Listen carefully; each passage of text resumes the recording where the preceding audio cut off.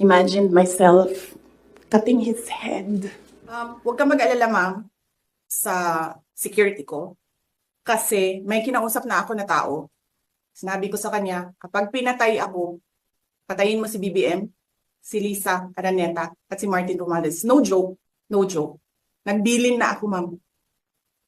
Pag namatay ako, Naaalala niyo pa ba guys ang mga sinabi ni Sara Duterte tungkol sa ating Pangulo at sa malalapit sa Pangulo? So hindi natin yun makakalimutan. Pambabastos, pananakot, halos mapunta sa patayan, yaan ang mga salita ni VP Sara Duterte. At habang tumatagal nga ang panahon ng kanyang panunungkulan, ay palala ito ng palala hanggang ngayon po. Hindi na natin matanggap ang kanyang mga sinasabi. So, isa lamang itong papalabas kong mga video na to sa kanyang mga sinabi na hindi natin matanggap. Hindi ko na ipalabas dito yung sinabi niya, nahuhukayin niya ang dating Pangulong Ferdinand E. Marcos sa kanyang libingan at itatapon ito sa West Philippine Sea. No joke ito ha. Tandaan nyo. So napakasakit ito sa isang leader na magsasalita ka in public tungkol sa mga ganyang kaso. Dapat ang mga leader ay may malaking impluensya sa publiko. Kaya mahalaga ang maingat na pananalita. Public officials are expected to uphold stability and respect for institution. Ang respeto sa mga institusyon at sa buhay ng tao ay pundasyon ng demokrasya. Makikita sa pananalita ng isang leader ang katatagan ng isang bansa. Makikita rin sa pananalita nito kung anong klaseng tao ito at ano nga ba ang kaya nitong pamumuno sa isang bansa. Na dapat siya ay maging ehemplo, lalong-lalo na sa mga bata.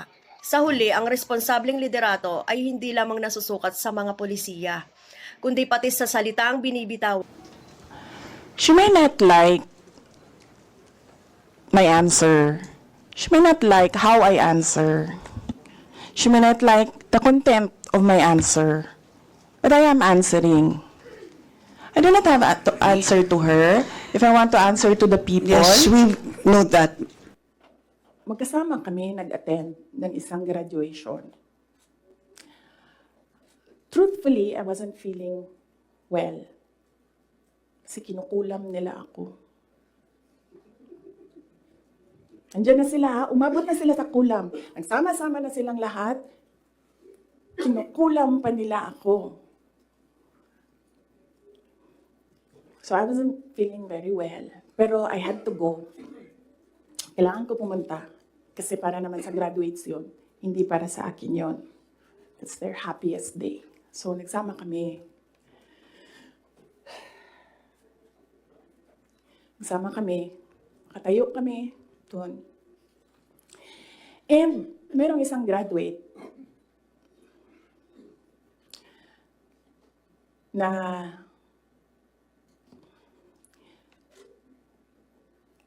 alam niyo, para sa akin, there was some sort of inappropriateness sa ginawa ng bata.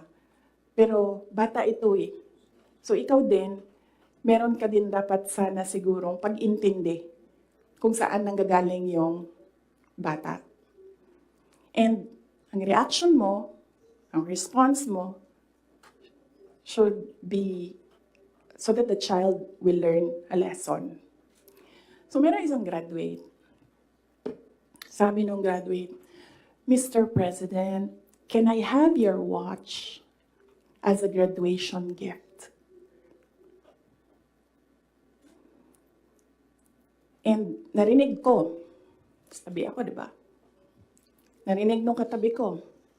Narinig nung katabi ng katabi ko.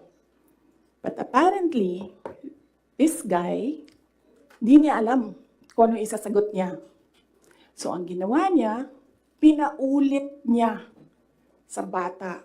What did you say? So this time, syempre bata, hindi niya alam ba saan yung inulit ng bata, louder this time. Mr. President, can I have your watch as a graduation gift? Nasagot niya. Why? Why will I give you my watch? At that point, may sakit na ako. Wasn't feeling very well. Nandun lang ako, nakakatayo ako doon kasi may gamot ako. Gusto ko tanggalin yung ulo niya ba?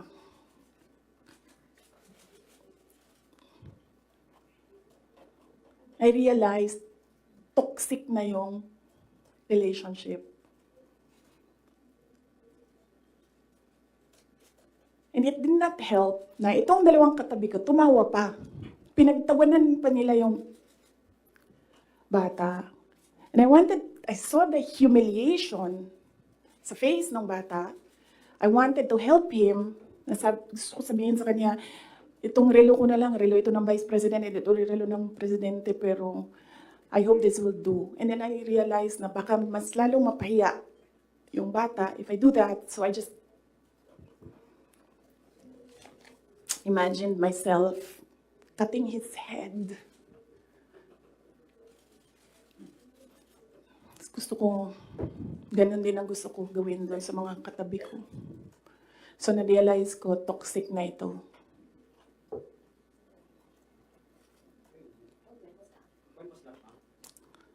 One of the graduation, hanapin niyo yung footage, makikita niyo doon yung mukha ko. Tsaka mukha niya. I-lip read niyo yung sinasabi niya. Why? Hanapin niyo yung footage, ma'am. Magtrabaho kayo konti, mag-research kayo.